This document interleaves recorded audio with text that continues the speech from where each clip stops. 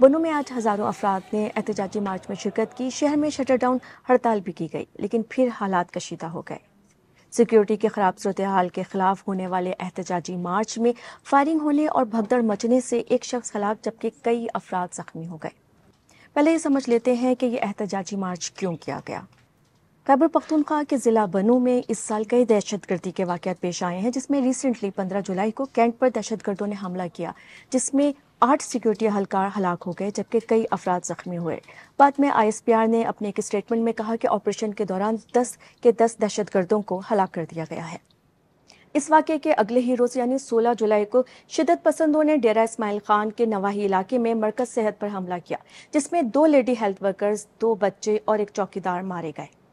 یہ تو ایک رخ ہے۔ دوسری جانب وزیراعظم شہباز شریف نے شدت پسندی کے خلاف نیا آپریشن شروع کرنے کا اعلان کیا ہے، جس پر حزب اختلاف کی جماعتوں سمیت سیاسی جماعتوں اور خاص طور پر قبائلی عمائدین اور عوام نے شدید تحفظات کا اظہار کیا ہے۔